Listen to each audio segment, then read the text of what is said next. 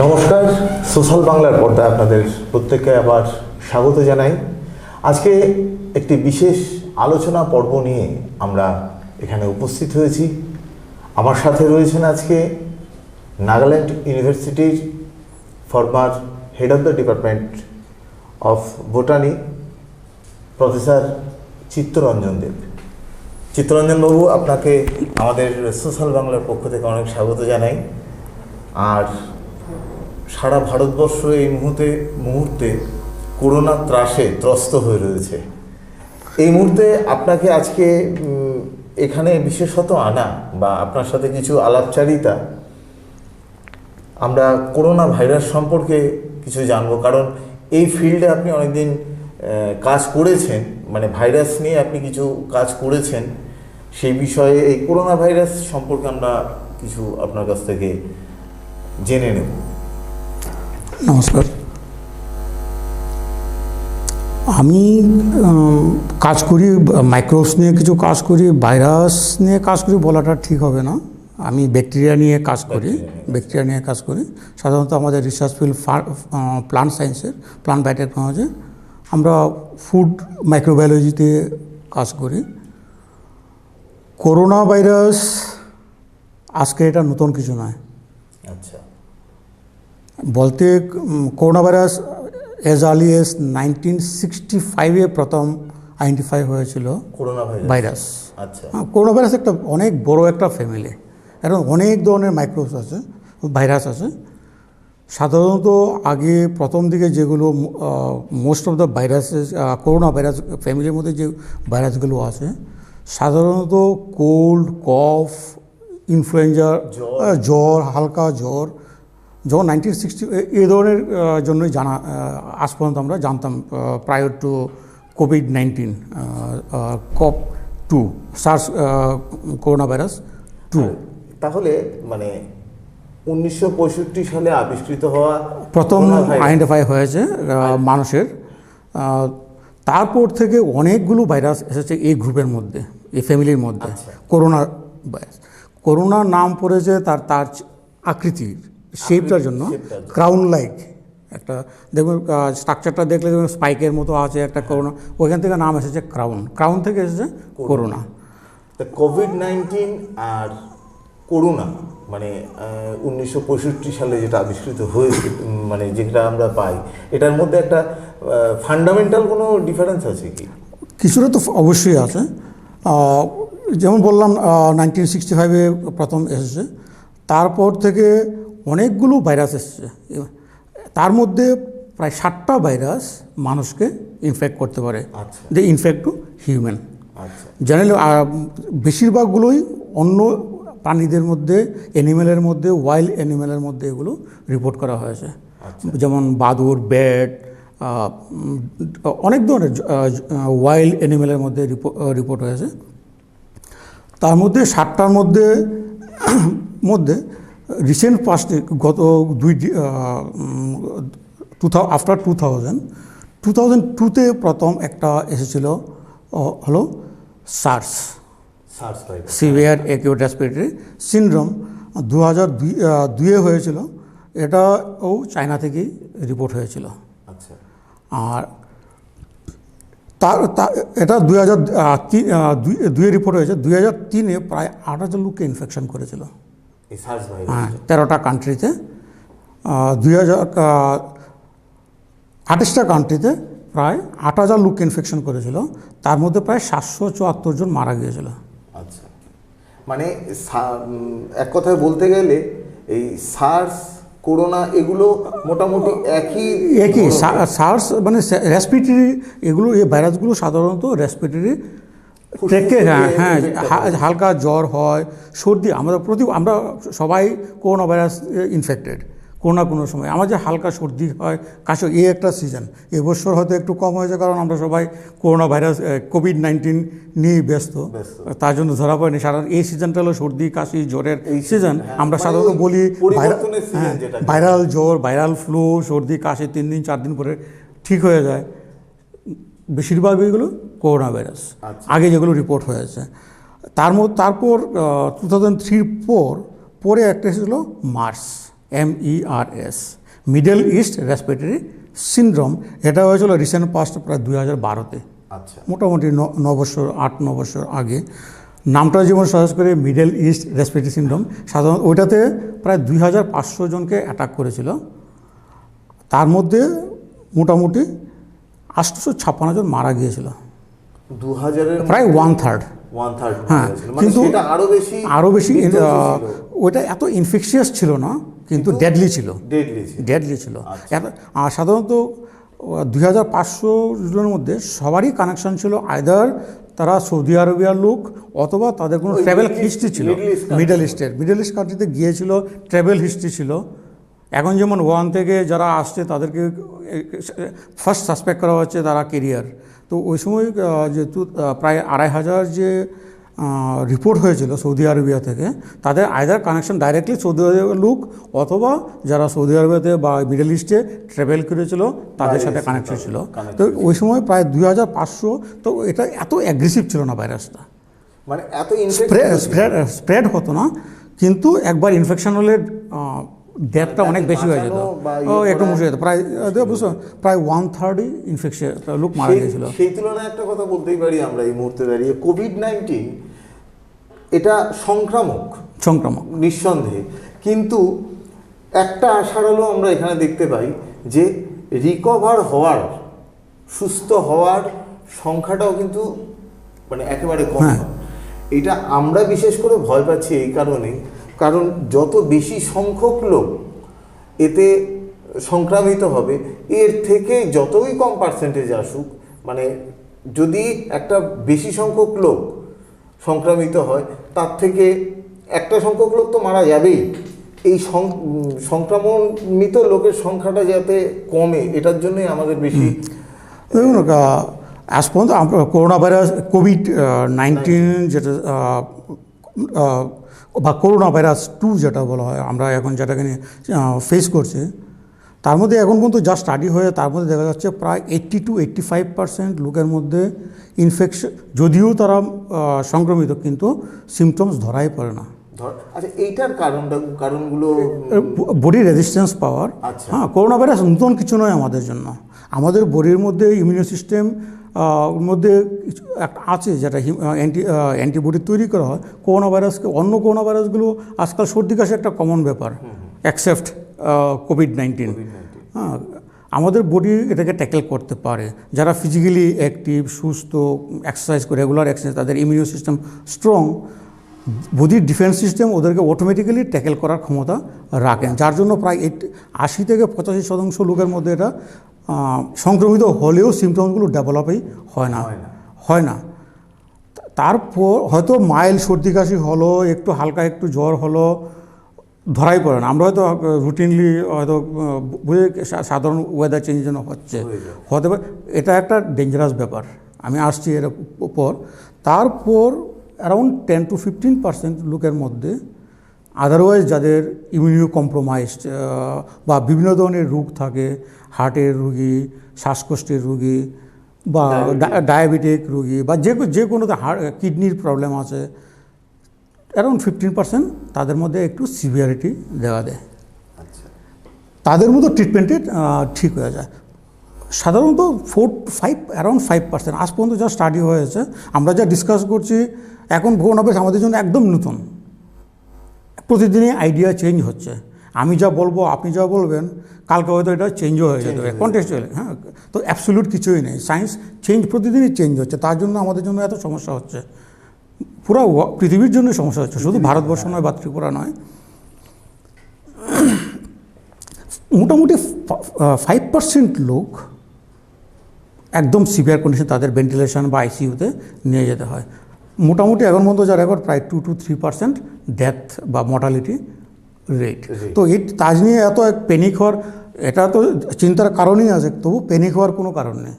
আমরা যদি নিজেদের তৈরি রাখি, হাইজিন কন্ডিশন মেনটেন করি, আমাদের স্বভাব আছে, আমি এখন হাত লাগিয়ে রেখেছি বা কোথাও গেলাম ধরে বসলাম, আমাদের সবসময় হাতটা স্যানিটাইজ করা দরকার।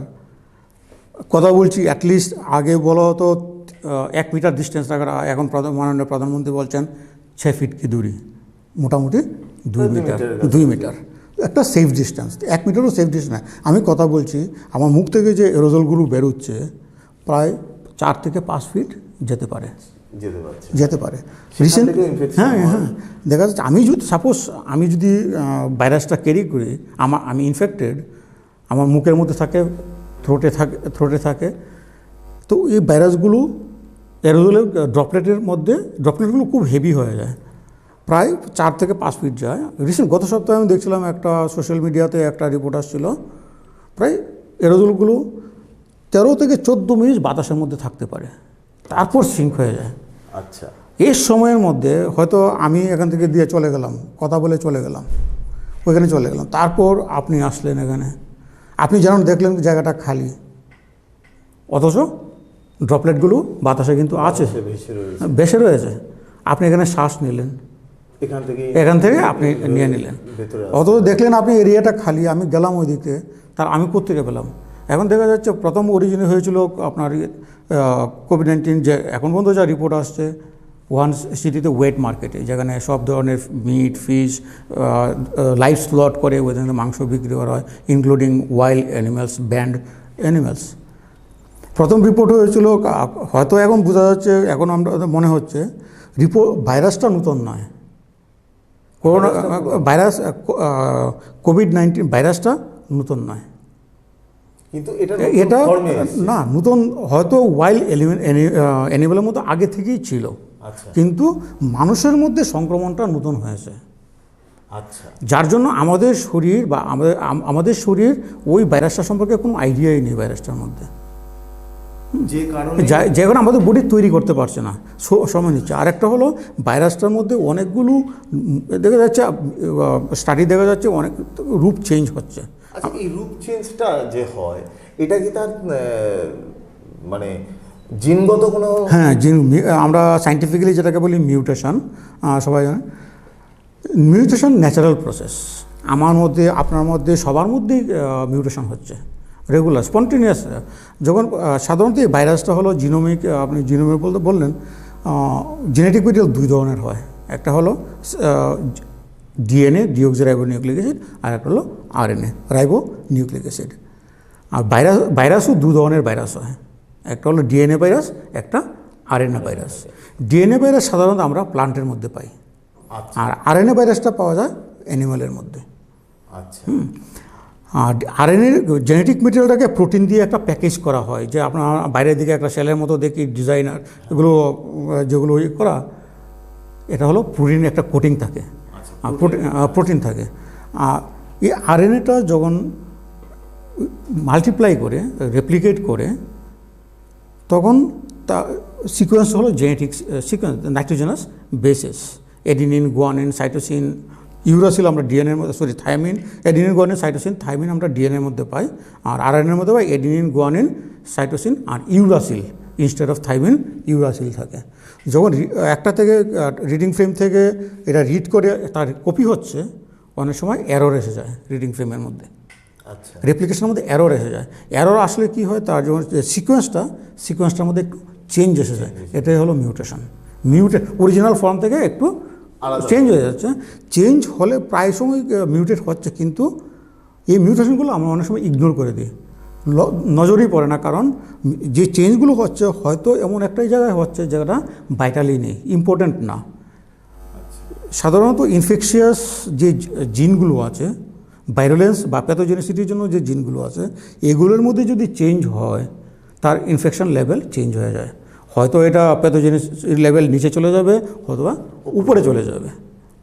আর আগে আমরা সাধারণত যেহেতু ভাইরাসগুলো অনেক দিন ধরে জানা আর কমন হয়ে গেছে, আমাদের পার্ট অফ আওয়ার লাইফ, এত ইগনোর করে। এখন দেখা যাচ্ছে এগুলো কিন্তু অনেক ধরনের মডিফিকেশান পাওয়া যাচ্ছে। এখন সাধারণত 2 ধরনের পাওয়া যায়, এখন মধ্যে যে রিপোর্ট স্টাডি বলছে S type and L type, দুটো ফর্ম আছে। সায়েন্টিস্টরা বলছে এস টাইপটা আগে এসেছিলো, ইনফেকশন লেভেলের যখন ডিসেম্বর 2019-এ রিপোর্ট হয়েছিল চায়নাতে, তখন এস টাইপটা ছিল, তারপর এল টাইপ। আবার অন্য একটা সায়েন্টিফিক গ্রুপ বলছে, স্টাডি বলছে না, এল টাইপটা আগে এসেছিল। এখনও কনফার্ম না, স্টাডি চলছে, এখন বলা মুশকিল হয়ে যাবে কোনটা আগে, কিন্তু দুইটার প্যাথোজেনিসিটির লেভেল আলাদা। আচ্ছা, আরেকটা জিনিস যেটা আমরা প্রায়শই দেখে আসি, যে এই ভাইরাসগুলোর যে ভ্যাকসিন এটা তৈরি হওয়ার ক্ষেত্রে প্রতিবন্ধকতা কি, মানে বাধা? এটাই আমি আসছি। এই ভাইরাসের মধ্যে এগুলোকে বলে সিরোটাইপ বা প্যাথোজেনিক লেভেল। তো এগুলো মিউটেট হচ্ছে, প্রতিনিয়তই মিউটেট হয়ে যাচ্ছে। মিউটেট হওয়ার সময় এটা যদি একটা ক্রুশিয়াল এমন প্যাথোজেনিসিটি লেভেল বেড়ে যায়, আর আমরা আগে এটাকে স্টাডি করে নিই, আমাদের বডি কী হয়, ভাইরাস যখন ঢুকে বা কোনো একটা প্যাথোজেন ঢুকে আমাদের বডি সাধারণত এটাকে রিকগনাইজ করে অ্যান্টিজেন। আর আমাদের ইমিউন সিস্টেম অ্যান্টিজেনের এগেনস্টে একটা মলিকুল বলে যাওয়া হয় অ্যান্টিবডি এটাকে ধরে নেয়, তারপর আস্তে আস্তে একে নষ্ট করে দেয়। আর বডি যদি নষ্ট না করতে পারে তখনই ডিজিজ ডেভেলপ হয়। এখন অনেকগুলো ভারতবর্ষে এবং সারা দুনিয়াতেই অনেকগুলো কোম্পানি, অনেকগুলো ইনস্টিটিউট ভ্যাকসিনের জন্য involved, collaborated manner or otherwise individually, including India.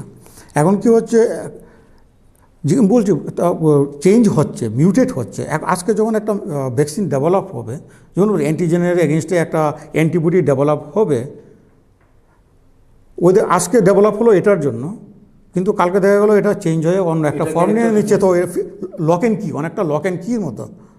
আমি একটা লকের জন্য একটা কি তৈরি করলাম, তারপর দেখা গেলো কি লকের স্লটটা চেঞ্জ হয়ে গেছে, তখন আর কি ফিট হবে না, এমনই জিনিসটা অনেকটা। আচ্ছা, হ্যাঁ, যেহেতু তার প্যাথোজেনিটি মিউটেট হয়ে যাচ্ছে, তার জন্য সবগুলো টাইপকে সেম ভ্যাকসিনটা কাজ করতে পারছে না। হয়তো বা ট্রায়ালের মধ্যে দেখা যাচ্ছে কোনো একটা এরিয়াতে ওটা এফেক্ট করছে, কিন্তু সেম ভ্যাকসিনটা যদি অন্য এরিয়ার লোকের মধ্যে দেয়, কাজ করছে না, কারণ এটা মিউটেটেড ফর্ম। এখন দেখা যাচ্ছে একটা স্টাডিতে কিছু রিপোর্ট আমি পড়ছিলাম, উহানে যে টাইপটা ছিল ভাইরাসের, এটাও দেখেছে। যখন তার আগে একটা কথা, যখন সায়েন্টিস্টরা চায়নাতে যখন খুব করছিল, তারা অ্যারাউন্ড 100 স্যাম্পল কালেক্ট করেছে ওয়াইল্ড থেকে, যেমন ব্যাট অন্য কিছু থেকে, তাদের ভাইরাসগুলো আইসোলেট করেছে। আবার কিছু স্যাম্পল পেশেন্ট থেকে কালেক্ট করে যখন ম্যাচ করতে যাচ্ছে, সিকোয়েন্স ম্যাচ করতে দেখা যাচ্ছে দুটো সেম না, তাদের মধ্যে একটু চেঞ্জ আছে। তার মানে ওয়াইল্ড থেকে যখন ভাইরাসটা হিউম্যানের মধ্যে, অ্যানিমেলের মধ্যে যাচ্ছে, হিউম্যান বিইংয়ে যাচ্ছে, সে কিছুটা মিউটেট হয়ে যাচ্ছে, সেম ফর্মে যাচ্ছে না। তখন ইনিশিয়ালি যে রিপোর্ট, আমি যা বলছি এটা রিপোর্টের উপর ডিপেন্ড করে, চায়না থেকে অরিজিনালি যে ইনিশিয়ালি যে ভাইরাসের ফর্মটা ছিল, এটা ইউরোপিয়ান কান্ট্রিতে বেশি পাওয়া গেছে একটা ফর্ম, আর অন্য একটা ফর্ম পাওয়া গেছে ইউএসএ, যেমন ওয়াশিংটন স্টেটে। কিন্তু আবার নিউ ইয়র্কে যে ফর্মটা পাওয়া গেছে, ওইটা ইউরোপিয়ান কান্ট্রির সাথে ম্যাচ করে, যার জন্য ইউরোপিয়ানের ডেথ টেলিটা অনেক বেশি। সো নিউ ইয়র্কেও ডেথ টেলিটা অনেক বেশি, অনেক বেশি ইনফেকশিয়াস ভাইরাস ওই মিউটেড ফর্মটা। সায়েন্টিস্টরা কী বলে, এটাকে নতুন ভাইরাস বলে না, এটাকে বলা হয় স্ট্রেন। এমন কোনো সিগনিফিক্যান্ট চেঞ্জ হয় না যে এটাকে নতুন একটা স্পিসিস হিসাবে গণ্য করা বা নতুন একটা ভাইরাস হিসাবে গণ্য করা যায়। এটা হালকা একটা চেঞ্জ হয় কোনো একটা জায়গায়, অনেক সময় আমরা ইগনোর করে ফেলি, অনেক সময় মিউটেড স্টাডি করলে ডিটেলস আগে দেখা যায়, রিডিং ফ্রেমগুলো জেনেটিক সিকোয়েন্সগুলো স্টাডি করলে বোঝা যায় যে তাদের মধ্যে রিডিং ডিফারেন্সটা কতটুকু। তার উপর ডিপেন্ড করে সায়েন্টিস্টরা ডিফারেন্ট নাম দেয় এটাকে স্ট্রেন। একটা স্পিসিসেরই, একটা ভাইরাসেরই ডিফারেন্ট ফর্মস স্ট্রেন বলা হয়। যেমন আমি একটা বলছি আপনার, যেমন 7টা করোনা ভাইরাস মানুষকে ইনফেক্ট করতে পারে। সায়েন্টিস্টরা তাদেরকে 4টা ক্যাটাগরিতে ভাগ করেছেন, আলফা, বিটা, গামা, ডেল্টা, 4 ধরনের ভাইরাস, ব্রডলি 4টা গ্রুপ। তার মধ্যে 7টা যে ভাইরাস মানুষকে ইনফেক্ট করতে পারে, তাদের মধ্যে 4টা হলো কমন। যেমন স্ট্রেন, আমি বলছি স্ট্রেন 229E, এটা alpha virus, NL63 alpha virus, OC43 এটা বিটা স্ট্রেন, HKU1 এটাও বিটা স্ট্রেন।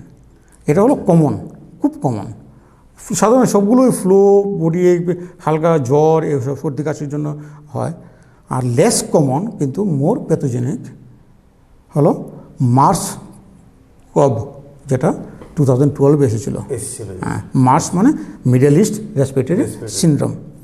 সার্স কভ যেটা 2002-2003 এসেছিল, আর একটা হলো সার্স কভ 2 যেটা আমরা বলা হয় কোভিড-19, যার জন্য কোভিড-19 হলো একটা ডিজিজের নাম।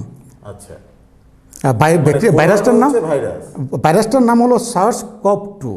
আচ্ছা, SARS severe acute respiratory syndrome corona virus 2। আচ্ছা, আর আগে যেটা সার্স এসেছিল ওইটা হলো কভ 1, বাই ডিফল্ট কভ।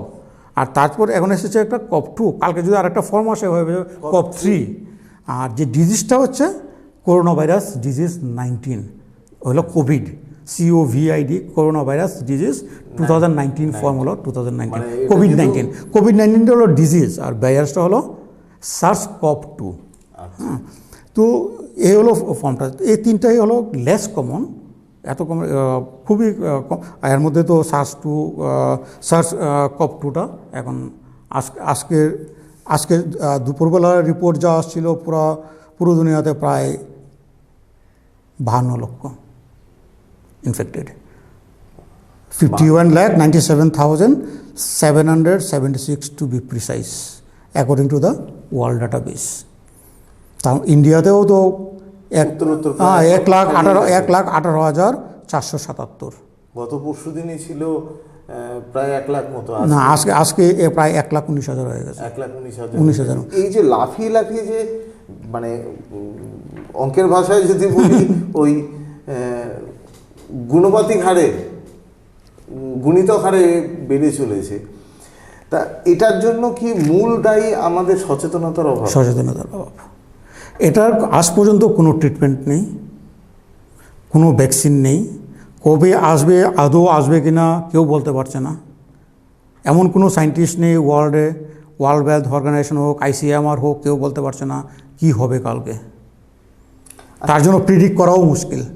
সচেতনার একমাত্র বাঁচার রক্ষা হলো সচেতন হওয়া, সোশ্যাল ডিস্টেন্সিং, তার মানে পার্সোনাল হাইজিন। এক কথায় বলতে গেলে ধরুন মানে আমাদেরকে এই মুহূর্তে করোনাকে নিয়েই বেঁচে থাকতে হবে, এবং যথেষ্ট পরিমাণে সচেতনতা। যেমন আমরা সার্স ভাইরাস নিয়ে জীবিত আছি, মার্স নিয়ে জীবিত আছি, HIV নিয়ে জীবিত আছি, অনেক হাজার হাজার ভাইরাস আছে, ব্যাকটেরিয়া তাদের নিয়ে। ভাইরাসগুলো যতটা বেশি সংক্রামিত, মানে যতটা না, আমরা তো মানে আমাদের পৃথিবীর ইতিহাসে করোনা ভাইরাস যেভাবে সংক্রামিত, সার্স বা মার্স সংক্রামিত, কিন্তু এত না। মুড অফ ইনফেকশনটা আলাদা আলাদা হয় ভাইরাসের, প্রত্যেকটা ভাইরাসের মুড অফ ইনফেকশন আলাদা। যেমন সার্স 2 এটা হলো পার্সোনাল টাচ, রেসপিরেটরি। যেহেতু আমি কথা বলছি, আমার মুখ থেকে যে ড্রপলেটগুলো বেরিয়ে যাচ্ছে, এটার সাথে যদি ভাইরাস যায়, আমি এখন কথা বলছি এখানে পড়ছে, এটার উপর হয়তো 24 আওয়ার্স অ্যাক্টিভ থাকবে ভাইরাসটা, বাট 48 আওয়ার্স থাকবে। প্লাস্টিকের মধ্যে এখন পর্যন্ত রিপোর্ট 72 আওয়ার্স অ্যাক্টিভ থাকে প্লাস্টিকের ভেতরে। হ্যাঁ, আচ্ছা, ভাইরাসটা যখন মনে করুন বেরোচ্ছে, ভাইরাস তো মানে আমরা জানি যে জড় পদার্থের উপরে যখন থাকে তখন সে মৃতই। এটা ভাইরাসকে আপনি অর্গানিজমও বলা হয় না, পার্টিকেল। আগের দিন আমরা যখন পার্টিকেল বলা হতো, এটা কারণ এটার মধ্যে পুরো এনজাইম সিস্টেম নেই তার নিজেকে সাস্টেন করার মতো। একটা লিভিং সিস্টেমে গিয়েছে, লিভিং সিস্টেমের যে মেশিনারি, আমাদের যে মেশিনারি, ওইটাকে ইউজ করে সে রেপ্লিকেট হওয়ার জন্য। একটা ভাইরাস যদি আপনি এখানে রেখে দিন, 100 দিন রেখে দিন, তার ক্ষমতা নেই 1টা থেকে 2টো ভাইরাস হওয়ার। আচ্ছা, যখনই এটা কারণ এই যে এনজাইম সিস্টেমটা দরকার তার মধ্যে নেই। সে যখন হিউম্যান বডিতে যাবে, হিউম্যান সেলের মধ্যে যাবে, ওই বডির যে মেশিনারি ওইটাকে ইউজ করবে সে মাল্টিপ্লাই হওয়ার জন্য বা রেপ্লিকেট হওয়ার জন্য। তার জন্য সে এটাকে অর্গানিজম বা প্লান্ট বা অ্যানিম্যাল ক্যাটাগরি কোথাও নেই, পার্টিকুলার। এটা যখন হিউম্যান বা প্লান্ট বডির ভিতরে থাকে তখনই সে কাজ করতে পারবে, অ্যাক্টিভ থাকবে। আদার তার একটা লিমিটেড, হ্যাঁ, যেমন 72 আওয়ার্স, এখন যদি পরে থাকে 72 আওয়ার্স পর অটোমেটিক এটা ডিজেনারেট হয়ে যাবে, কারণ ওইটাকে সাস্টেন করার মতো কিছু নেই। কারণ আউটার কোটিংটা হলো প্রোটিনের একটা লাইফ স্প্যান আছে, এটা অটোমেটিক ডিগ্রেড হয়। ভাইরাসটার যে গঠনটা, এটার তার যে আউটার সারফেসটা প্রোটিন, টোটালি। তার ভিতরে জেনেটিক মেটেরিয়ালটাকে প্যাকেজিং করা হয়, প্যাকেজ হয়, DNA হোক আর RNA হোক, এটার বাইরে প্রোটিন দিয়ে প্যাকেজ করা হয়। আর মানে এইভাবে যদি কন্টিনিউ চলতে থাকে, আমরা কিছু কিছু ক্ষেত্রে দেখছি তো রিকভারি প্রচুর পরিমাণে হচ্ছে, এখানে কোনো সন্দেহ নেই। আর আমরা যদি আগামী দিনে আমাদের বেঁচে থাকার তাগিদে, আপনি যেরকম বললেন যে আমরা সার্স, এইচআইভি, মার্স এগুলোকে নিয়ে আসে, শুধু এটা না, মানে হাজার হাজার ভাইরাস আমার চারিদিকে হাজার হাজার ভাইরাস আছে, ব্যাকটেরিয়া আছে, তাদের মধ্যে তো আমরা কোএক্সিস্ট করছি। এখন কিভাবে ওটা থেকে বাঁচতে লাগবে, ওটা টেকনিক আমাদের জানতে লাগবে। আচ্ছা, এই ভাইরাসের সাথে কি মানুষ অভিযোজিত হয়ে যেতে পারে, অ্যাডাপ্টেড হয়ে যেতে পারে কি? অ্যাডাপ্টেড যখন বলছেন, এটা হলো এই ভাইরাসটা আমাদের কী হয়, আগের ভাইরাসগুলো আমাদের এতটা ইনফেক্ট করে না। যেমন ভাইরাল ডিজিজ বলি, ভাইরাল ফিভার, ফ্লু হচ্ছে আমাদের। একবার যখন একটা ভাইরাস শরীরে ঢুকে, আমাদের ইমিউন সিস্টেম ওটাকে রিকগনাইজ করে অ্যান্টিবডি আগে থেকেই তৈরি করে রাখে। আচ্ছা, অনেকগুলো আছে শর্ট টার্ম মেমোরি, অনেকগুলো আছে লং টার্ম মেমোরি। বাচ্চাদের ছোটোবেলা ভ্যাকসিন দেওয়া হয়। কেন ভ্যাকসিন দেওয়া হয়? একটা প্যাথোজেনিক ব্যাকটেরিয়া বা ভাইরাসকে শরীরে ঢুকিয়ে দেওয়া হয়, যেটা ইনফেকশন করতে পারবে না, কিন্তু আমাদের বডি ওটাকে প্যাথোজেন হিসেবে রিকগনাইজ করে, এটার এগেনস্টে একটা অ্যান্টিবডি তৈরি করে নেয়, ইমিউন সিস্টেম ডেভেলপ করে নেয়।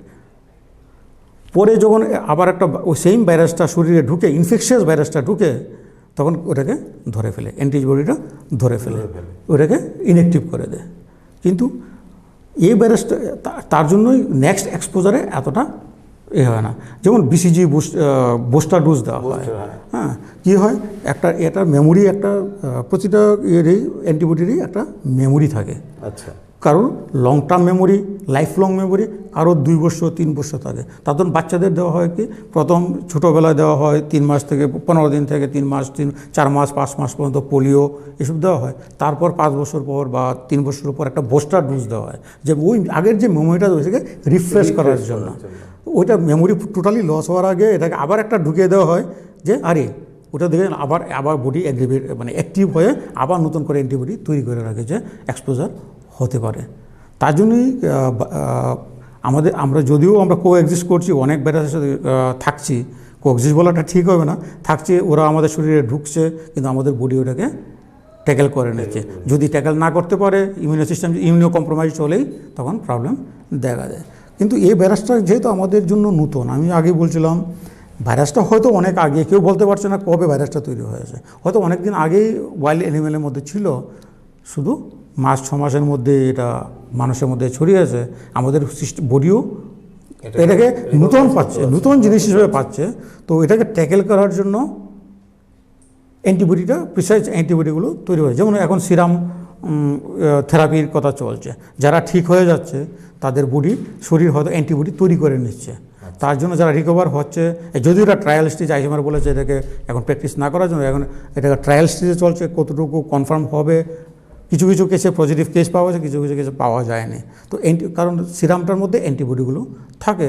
একটা সুস্থ রোগীর থেকে সিরামটা নিয়ে অন্য একটা রোগীর মধ্যে ঢুকালে, যে অ্যান্টিবডি অলরেডি যে অ্যান্টিবডিগুলো তৈরি হয়েছে, এগুলোকে একটা রোগীর মধ্যে ঢুকালে ওর বডি অ্যান্টিবডিগুলো তৈরি করতে না পারলেও প্রি এক্সিস্টিং অ্যান্টিবডি অন্য শরীর থেকে যে ঢুকানো হয়েছে, এগুলো তাকে কন্ট্রোল করতে সাহায্য করবে। যেহেতু আর এখন দেখা যাচ্ছে যে এই অ্যান্টিবডিগুলো তৈরি হচ্ছে, কিছু যে রিপোর্ট এসেছে, তাদের মেমোরি শর্ট টার্ম। আচ্ছা, তার জন্য কিছু কেস আছে সুস্থ হওয়ার কিছুদিন পরে আবার ইনফেকশন হয়ে গেছে। যদি আমরা লং টার্ম মেমোরির কথা বলি, ইনফেকশন হওয়ার কথা ছিল না, কারণ ওর শরীরে অলরেডি অ্যান্টিবডি তৈরি হয়ে গেছে। ইন্ডিকেট করছে যে এখন COV-2 জন্য যে অ্যান্টিবডি তৈরি, রেসপন্সিভ বডি যে অ্যান্টিবডি তৈরি করছে, এগুলো মেমোরিগুলো এতটা স্ট্রং না। আচ্ছা, এটা একটা সমস্যা হচ্ছে। এমন অনেক ভাইরাসের মধ্যে জন্যই হয়, অনেক ভাইরাসের ভ্যাকসিন আজ পর্যন্ত পায়নি। যেমন এইচআইভির জন্য আজ পর্যন্ত কোনো ভ্যাকসিন হয়নি, থাকতে হচ্ছে। এখন সায়েন্টিস্টরা বলছে, ওয়ার্ল্ড ব্যাংক, WHO অনেক কোশ্চেন করেছে যে হয়তোবা এটার জন্য ভ্যাকসিন নাও আসতে পারে, কারণ এটা অনেকগুলো ফর্ম হয়ে যাচ্ছে। আর এমন কোনো ভ্যাকসিন তৈরি করতে লাগবে যেটা সবগুলো ফর্মকেই ট্যাকেল করতে পারে।